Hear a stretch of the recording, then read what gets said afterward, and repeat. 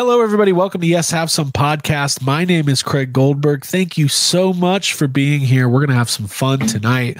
We're going to be talking about one of our all-time favorite topics. We've covered it before, the movie Ghostbusters and the characters that make it. I can't really even tell you how fun that's going to be. Do I? Yes, have some. Yes, have some. That felt weird. What? Nothing, just continue. Joining me as always, Jacob Walsh. What's up, man? Hi, I'm doing well. It's always weird when we do Patreon right before this because we just talked, but also I'm just here to remind you to make sure before you release this that you don't put the Patreon for free for everybody. Oh yeah, no. Right. Can't do that. Because I feel like that's happened a couple times. It's Never. like, oh, cool. Buy This the is cow just first. on YouTube. We recorded a Patreon episode exclusive to our patrons just before this. If you want to get in on that, it's patreon.com. It's really good. Yes, It's the first episode where I was greeted first. We had some good laughs. Let me give the URL. Okay. www.patreon.com/yeshavesome. $5 a month gets you complete access to the audio archive and all of our bonus content that we do. Abigail, how are you?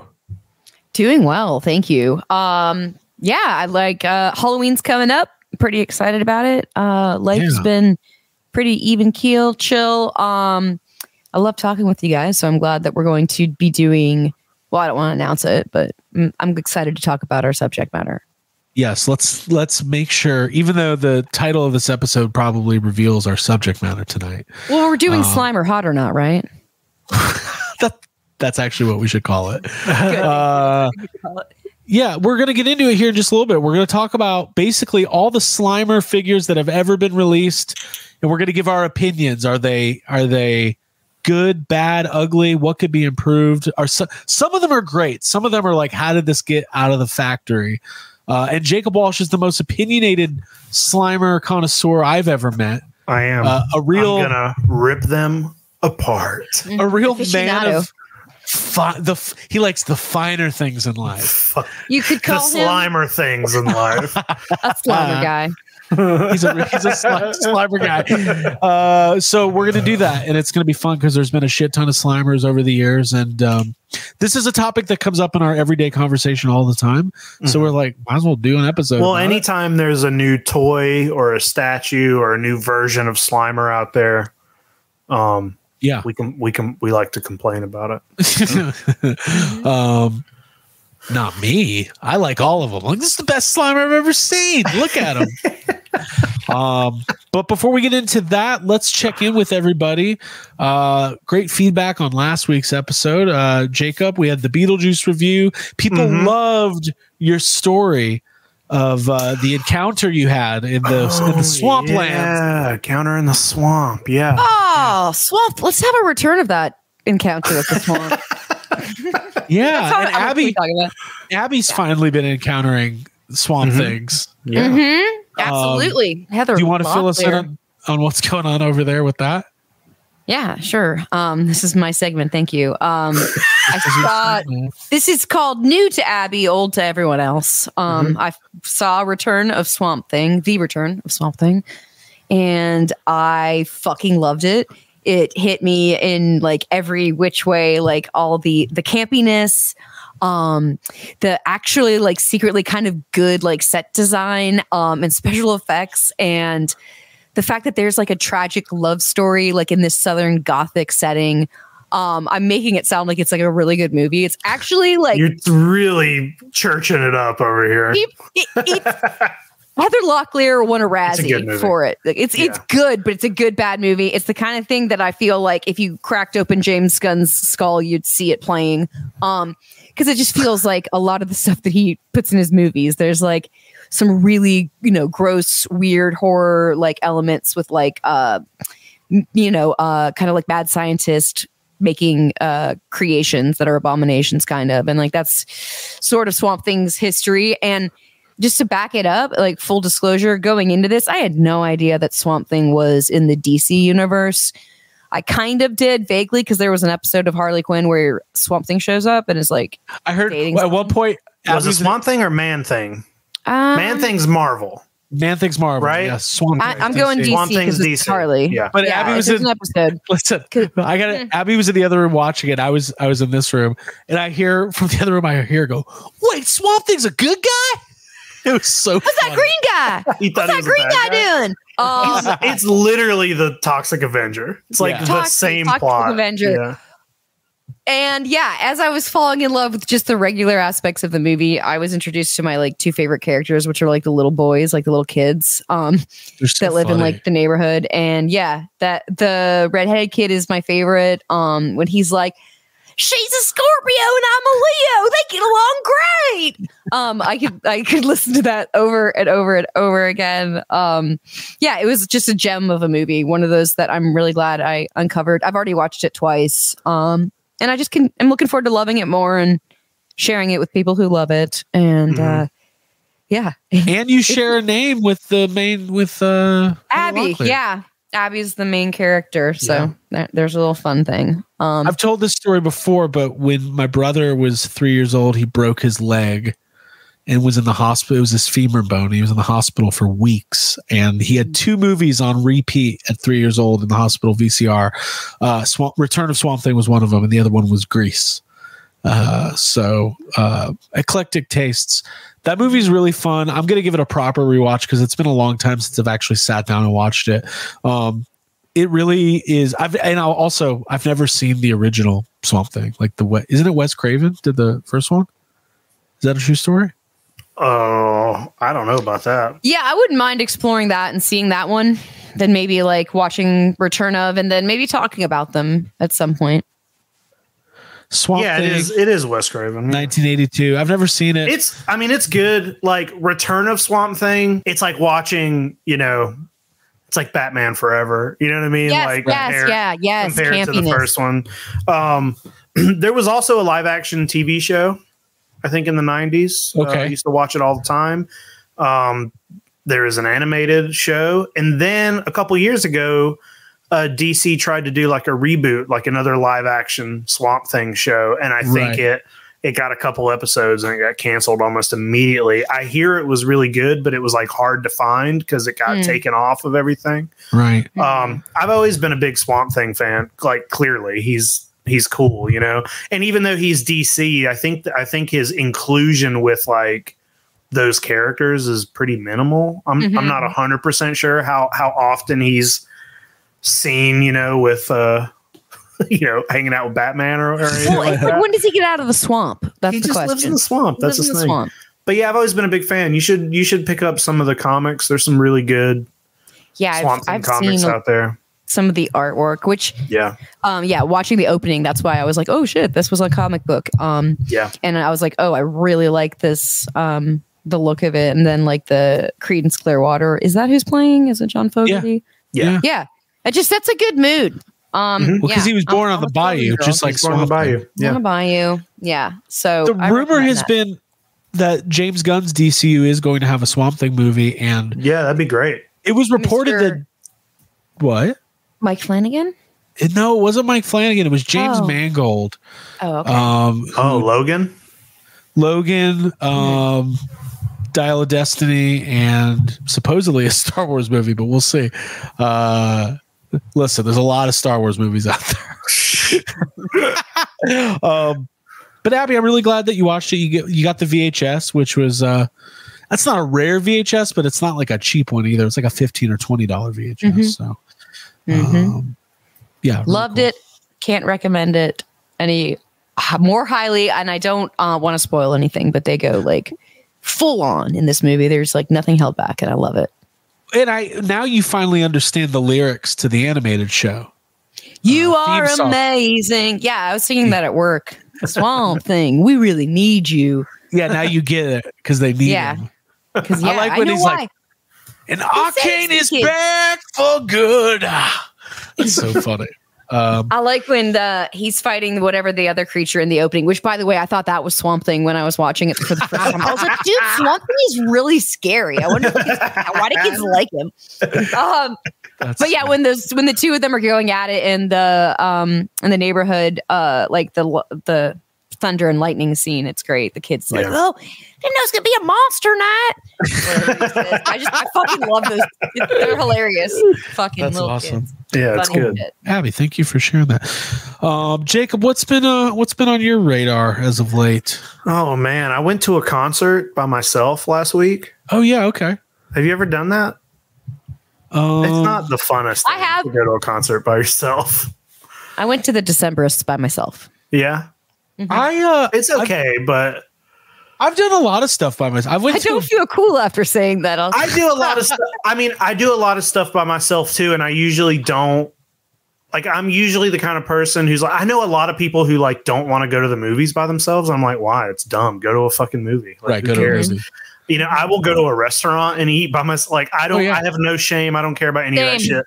But there's something about going to a concert by yourself. It's just like, well, I wish I had a friend with me. You know what I mean? So I went through this last year when I went to WWE SmackDown by myself. That's kind of similar because it's like a communal experience. And that's the only thing is like, I mean, I bought a second ticket trying to get anybody because like, I know also like, usually you don't want to go to a concert if you don't know the band. Right. And I thought like, well, if I buy the ticket, maybe I could just get someone to go. But it was on a Thursday, you know, in Jacksonville. I had to drive a couple hours out of the way. It's a school night. It's a work night. Have you said the name of the band yet? Amigo the Devil. Okay. Amigo the Devil. Well, maybe one of our listeners is an Amigo the Devil. Well, it doesn't matter now because the show's over. It's over. Oh, maybe the next one.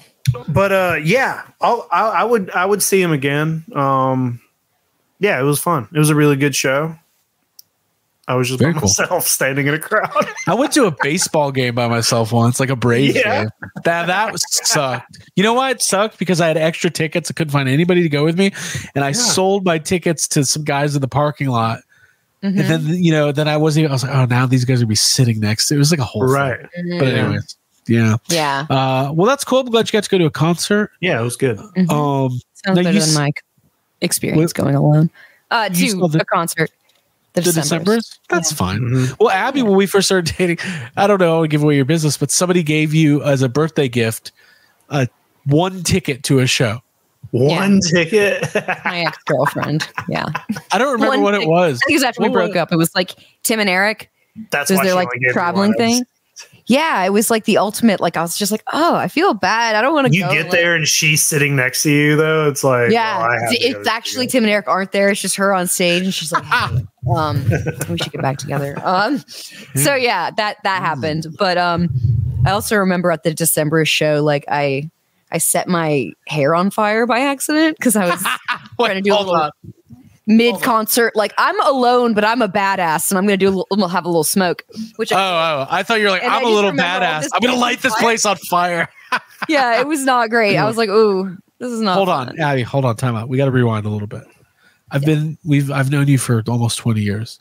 I've never heard this story about your hair getting set on fire. I've told you this. Yeah, I mean, I guess there's not much else to say. Yeah, it's literally just that. I had bangs. They caught on fire. It wasn't really fun. It didn't really add to the concert. The newspaper headline, Decemberists put on a hot show due to woman's fire. Eyebrow and bangs burn off from excitement. Okay. Well, so, hey, listen, if you're listening, if you've been to something by yourself and you did or didn't set yourself on fire, let us know.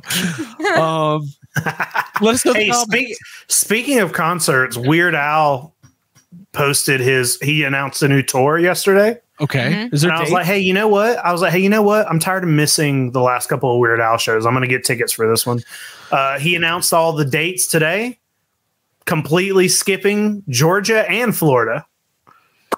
Closest he's coming is, I think, Huntsville, Alabama, which is about 7 hours away from me. Right. Yeah. So, hey, maybe cool, Weird Al. I'm trying to see North Carolina. There's a July 22nd. There's an open date in between Virginia and North Carolina. So that doesn't seem like it would be Georgia. Thanks, Weird Al. I think the weirdest thing he's done yet is skip us. Oh, wait a minute. Hold on. he's playing Nashville in September, and then there's an open date the day after that. It could be Atlanta. So that could be an Atlanta date. Could be in Atlanta a year from today. Okay. Who Something even to knows look if forward to. we might not even like Weird Al a year from now. We might be totally over. We will. Well, first CD I ever bought was a Weird Al CD, so I'll probably be there. Dude, Running with Scissors? No. Oh. I mean, that's a good one, but that wasn't it. I was like, You're like Dad, an earlier fan, yeah. get me to the mall. Running with Scissors is out. Running with Scissors is like high school for us, I think. It was like, what was around freshman Jacob year? likes their old stuff or his old stuff. I like the old stuff. No, it was when Phantom Menace came out. It's like 1999. Okay. Yeah, so high school. Well, you were you in high school? Almost high school. You were I don't probably fucking know. you were in 8th grade when Phantom Menace came out. I was in 7th, I think. Which is 1 year before high school. So Abby was on fire. Abby was on fire at a Yeah, concert. by the way, I want to say there were a lot of people at the show. It was a lot of commotion. There's a lot of people on fire at the show. Okay. No, I didn't set anyone else on fire. Everybody else was doing it, so you do it too. Yeah, we were all just, Oh, I wanted Singing. I wanted to talk shit about somebody. That's what Can I I was do that? actually trying to Yeah. tee you up. That's for what you're trying to earlier. get me to talk about. Oh, okay. Well, I'll stop. All right. I can say his name. I'm kidding. Wait, I thought it was a girl. You're like, wait, what? It was a girl. Oh, okay. It's more so it's not that I want to talk shit about a person, but it's more so I want to talk shit about an attitude. Last week we had a Friday the 13th. We did. Congratulations last week?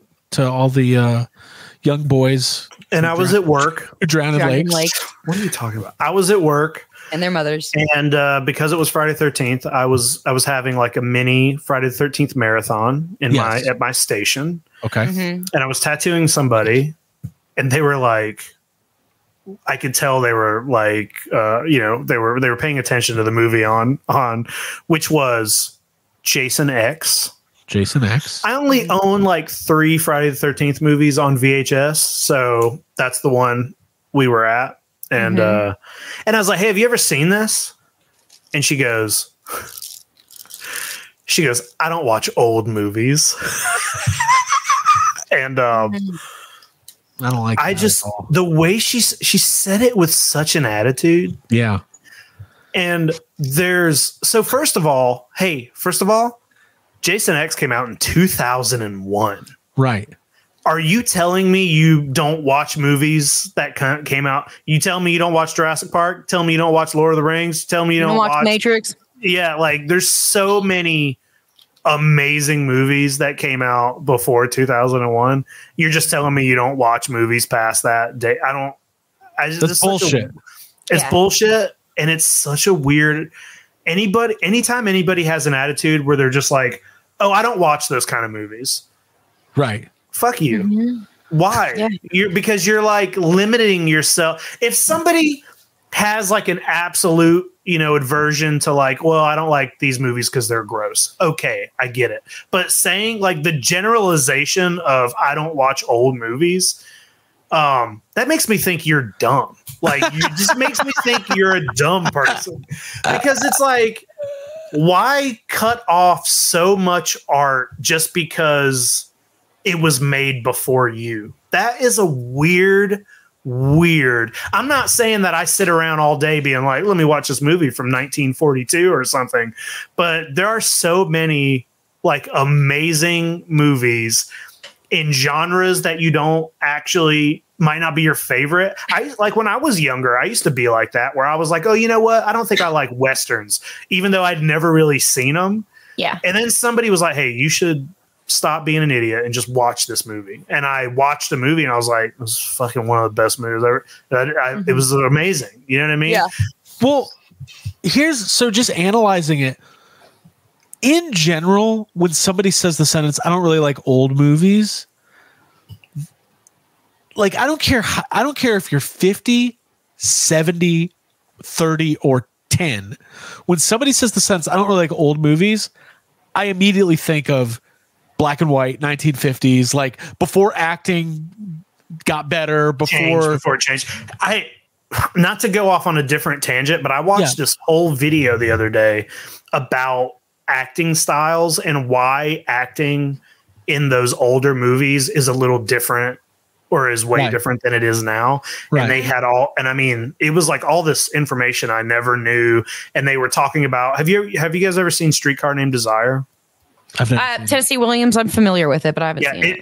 It is a great movie, but they specifically were using Streetcar Named Desire as like, they were like, this is the point in time when it changed. And they're like, and if you watch Streetcar Named Desire, one of the secondary characters is like really hammy and doing that, like, you know, the old style kind of acting where it's all about, I don't want to do that, Penny. Yeah, it's bigger and like, but then you have Marlon Brando playing the main character, and he's playing it like he's fucking Daniel Day-Lewis. Right. And it's like it's like kind of weird to watch the movie because you're like, what the fuck is happening? And they were like, this is what started more of a realistic style of acting. It was very interesting, but not to go off of what. No, that is interesting. No, I love that. Even when you go back and watch, I think that's one of the things that's always strikes me about Jaws. Even though Jaws was 1975, there was plenty of modern movies with modern dialogue, but like the way those characters interact with each other, the dialogue, the way they talk, the Spielberg style of talking over each other is a more realistic presentation than what was happening even in like the 60s. So it changed. Yeah, natural, like showing human error.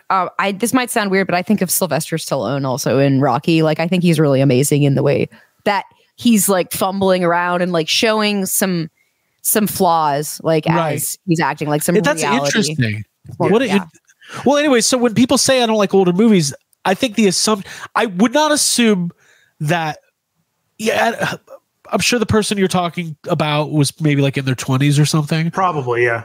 I assume they're just regurgitating something that they saw on TikTok. Like, that's what you're watching Jason X. Like, no one would ever, look at that old, but it's just a movie that exists. Like, would you refer to Forrest Gump as an old movie? Maybe, but like, I mean, it's just weird. If I was watching the first Friday the 13th, that's an old movie. It came out in like what, 70 something, 80, you know, or in 1980. That is for someone who's 20 years old. Right. I could. That's okay. But 2001, like, sure, that's also probably when they were. I don't know. That's just such a fucking. He might have been born. I think 2001. You're 21 now. Yeah. Jason X specifically is kind of. It's got a really shiny sheen to it, and it looks like a Cinemax movie. Yeah, it's like a silly. And I mean, the movie itself doesn't matter. It's just that. It's just that saying I don't watch old movies, and I don't think. And in that like old style of acting that we were just talking about, that. There's nothing wrong with that. And that doesn't equal bad. It is just different. And there are plenty of old. I mean, you can go back and watch Twilight Zone episodes. All the acting is like that. But it is some of the best shit I've ever seen. It is so good. It's so poignant.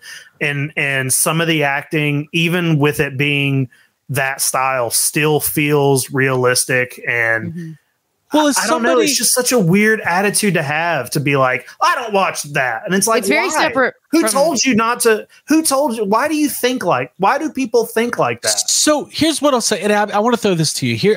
I'm not defending it at all, but I'm trying to get in the mindset, right? Yeah. First of all, not everybody, like, we love movies so much that speaking about them and thinking about them is literally something we experience all day, every day. It's the thread of every conversation we have. We have a whole podcast about it. It's called Yes Have Some Podcast. I see where you're going. Yeah. So somebody who is a casual moviegoer or somebody who it's not like, maybe they're more just like, hey, if I'm going to watch a movie, it's got to be something modern that I can relate to. I can't actually relate to, like, there was that we talked about during the Beetlejuice episode, this whole discussion about like younger actors, like the Winona Ryder saying she was getting really frustrated because she would recommend a movie to one of her younger co-stars, and the first thing they would ask is, "Oh, well, how long is it?" Right? Like, there is a for our audio listeners, the wince that I just saw from Jacob Walsh.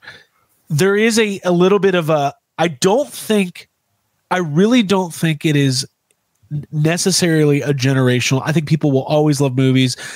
I think it has to do with how you're raised a little bit. There was a premium put on the experience of watching movies in my household growing up. There just was. Like, that's what we did. We rented movies, we watched movies, we talked about movies. If my stepdad was out of town, we also got to rent a video game and enjoy our lives. It was great. So sorry. Well, gotta get. I think it's also like an attention span type. Sure. I feel like people who are raised with a tablet in their hands from the moment they're fucking babies, it's like they just, I don't know. This is the thing that makes me sound the oldest I've ever sounded. It's like they just want to be on TikTok and they don't want to watch, they can only watch a minute of content at a time. Right. And people don't like when movies are long, or if they don't know who, if Zendaya is not in it, I don't want to watch it. That's why I've stopped posting full episodes. I do 1 minute clips. I put 120 1-minute clips up on YouTube. Abby, any thoughts on any of these topics that we're covering? Because I know you've got well, I do think that the human being's attention span has gotten shorter in recent years, and I understand as somebody who's like 38, like I grew up watching old movies, renting them from the library, renting old movies from Blockbuster, watching a ton of AMC, a ton of Nick at Night. And I experienced art and catharsis in movies, like specifically like watching Alfred Hitchcock movies and being like, holy shit, this might be old, but this is terrifying. It does not matter to me that it's old. I didn't really understand the difference between old stuff and new stuff. As a kid, I was like, oh, Jimmy Stewart still looks the same as he does, and It's a Wonderful Life. I'm sure that this is like I had a different perception. So for me, my background automatically gets really irritated and assumes that that person is probably saying the phrase, I don't like old movies, the same way that somebody who hasn't tried a certain food would be like, oh no, I hate that. Because it's an opinion. It's something that they can say like, I'm defining myself, so now I just don't like old movies. To me, that's a deal breaker, and that would be an immediate like, ew, gross. I don't want to hang out with this person. Because if you don't like old stuff, then you're just showing off how stupid you are. Well, this is a little off topic, and I bring this up because I kind of winced. My brother, my nephew's 5 years old. He's got for a tablet kid, he's got a pretty good attention span, but he's starting to form his own opinions on what he likes and what he doesn't like. And right now, his number one obsession is Power Rangers Dino Fury, which is like the newer Power Rangers. And my brother tried to put on like the original Power Rangers, like 93, 94. And my nephew looked at him and said, no, that's your Power Rangers. That's not mine. I want Dino Fury. So it is funny to think about a little kid like forming an opinion based on like their preference. But when you're talking about a 25-year-old who's looking at Jason X and saying, I don't watch old movies, there's just a lot to unpack there. It's just so weird. I feel like when I was younger, I had a little bit of that. There were, I mean, I already said this, there were genres or things that I wouldn't think to put on, or I think everybody also has, you might say to someone like, hey, do you want to watch this movie?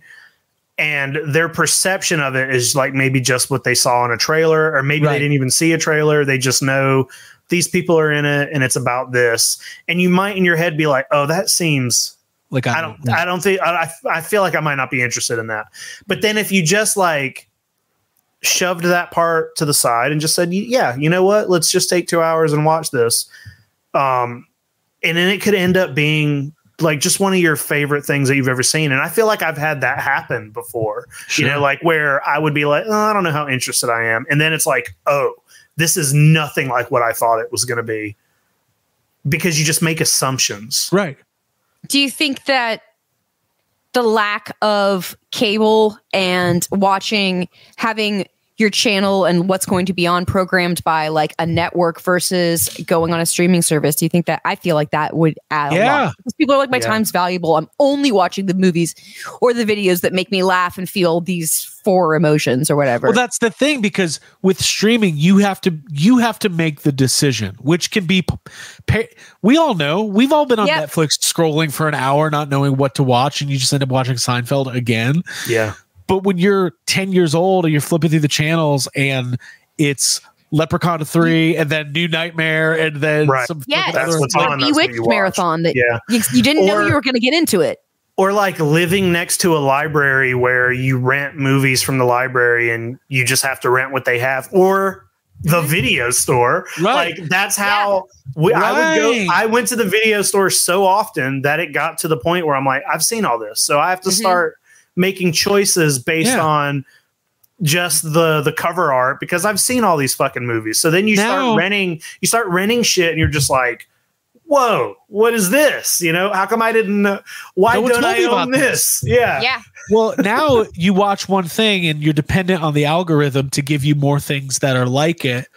Yeah. Back in our day, it was a guy actually named Algorithm programming the you guys like Al's Picks. Al's Picks at the movie theater. You know, it's all the. Oh, you're doing thumbs hold up. on. We're not going to skip away.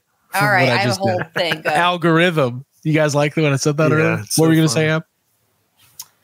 I was going to say that the real villains here are the people who work for Netflix that are like putting adjective like groupings on movies and like this is a fun, witty, whatever kind of a thing. Like I feel like none of that existed. You wouldn't even be able to explain it. The feeling you would get from a movie is something you would only get by seeing it.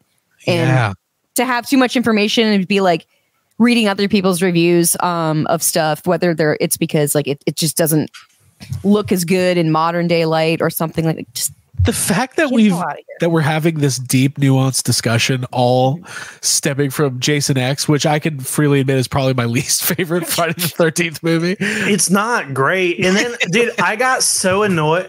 With that person's like, just the way they. And I'm sure they didn't mean anything by, you know, they didn't like, they just said it. And you know, their intent wasn't to like offend or anything like that, but they said that. And I just like, I could just quietly shut my mouth. I was like, okay, cool.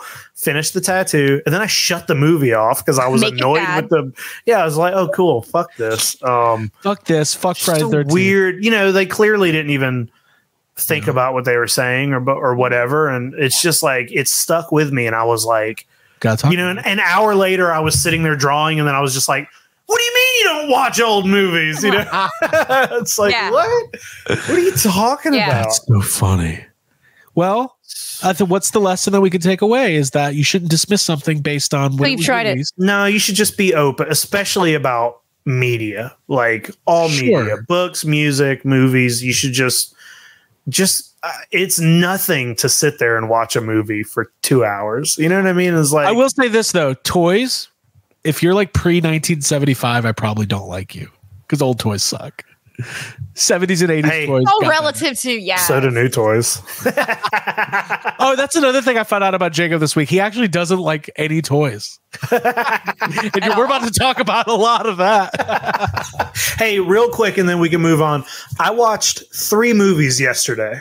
All right, here we go. It's Jacob Walsh's 3-movie rundown. I watched Terrifier 1. Yes. I watched Terrifier 2. Okay. Back to back. That's like 4 hours of fucking. That second one's long. Yeah. And then before bed last night at midnight. Yeah. I think it was 12:30. I put on Civil War, not the Marvel movie.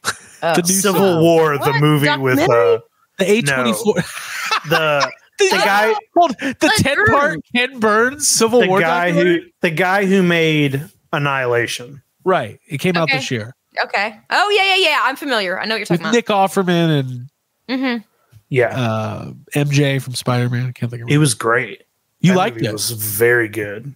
Oh wow! I was very mixed things. You know why? And I read this about it at one point. I read it in a review, and I think the reason it's getting mixed reviews is people were getting, you know, it's like as if things just continued getting worse from wherever we are now, and it's like a modern Civil War. Right. It's like it's very much like a Trump-like president who's like, "Hey, I'm staying." Right. Like that's what the movie's about. But I think a lot of people, that's how they marketed the thing. And the movie's not really about that. Okay. It's what's happening. But the movie is about a photojournalist who's covering the war, and who's like, the war's almost, it's like coming to a head. At the start of the movie, they're like, hey, this is about to happen. And they're like, we need to travel to try to get an interview with the president because no one's been able to get him on. Like, that's the plot of the movie, kind of. I want to watch this. But the main story is a journalist kind of teaching a younger journalist how to be a journalist. Yeah. But it's just during this. They don't get into specifics of the conflict, right? Yeah, you figure out what's happening because you hear it from people here and there, but it's not specifically about the conflict. And it's the actress from Alien Romulus, right? Yeah, and yeah, she's like the young. Yeah. She's like the young journalist. And Kirsten Dunst. Kirsten Dunst. All right, yeah. And it's great. It's on it's like streaming on I think it was HBO. I watched it, or Paramount, or one of those. It's just streaming for free. So yeah, and I wanted to see it. I wanted to see when it came out because that director is great. It came out in like January, and that's kind of an issue for me. I don't really like old movies. Damn it! I was trying to work that joke in. Fuck! I was about to say, when did it come out? Oh, sorry, I don't like old movies. Fuck. So we were just thinking the exact same thing. Yep. Yeah. We were just cooking up the same thing.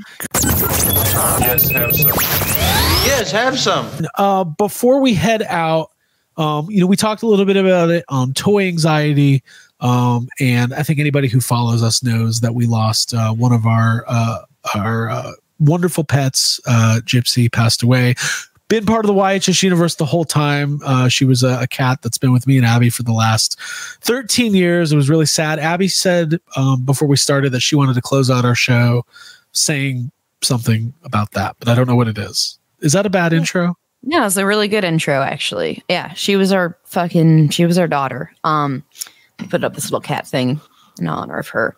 And yeah, so this is just my little leather bound, the New York Public Library book that I write special stuff in. And after she passed, I went and wrote some things down, and I just wanted to share those because we have a platform for it, and I feel like it will go on into eternity on an episode. So yeah, it'll be on YouTube forever.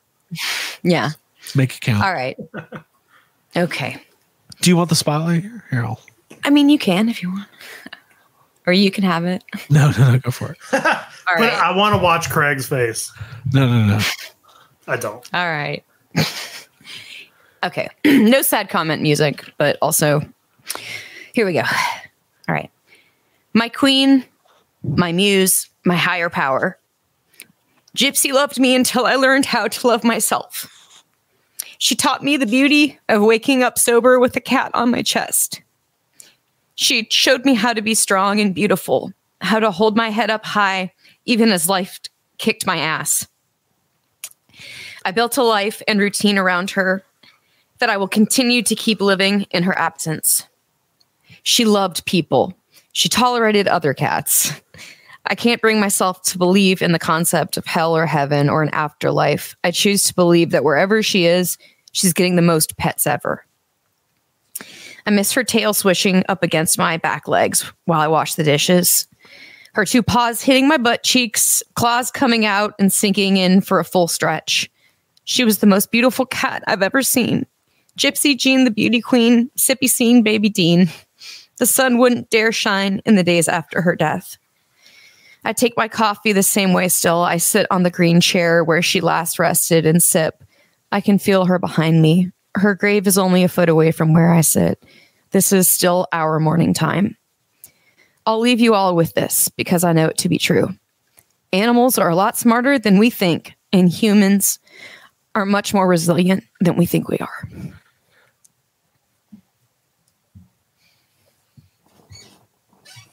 Okay. Love you, Gene. That was nice. What the fuck? I didn't know that was happening. Gypsy loved people, and she tolerated. All right. She's like, I don't fucking know if I like that guy. Always fighting with Hal. Forces his love on me. You're so rough with her. Yeah. You grabbed her. You would just be like, oh, Jesus. Well, hey. Yeah. I know that she was also very opinionated about Slimer. So, oh my God, he hated 2016 Slimer. That's what makes my mom sad. All right. Well, that was great, Abby. Thank you for sharing that. Yeah, of course. It felt fitting for me to say something because on Toy Anxiety, I can barely talk usually. So it was good to be able to like listen, take a moment. Ryan. He's like, that's right. No, that was beautiful. We'll leave everybody with that. Thank you for your continued support. That might have been my first time ever actually getting choked up on the podcast. So that's what you get here. A lot of vulnerability. It's the real deal. No bullshit. We save it till the end after being assholes about other people's artwork. We're like talking shit about everybody's stuff. All right, everybody. Hard work. I didn't even think of that. All right, bye. Yes, have some. Yes, have some.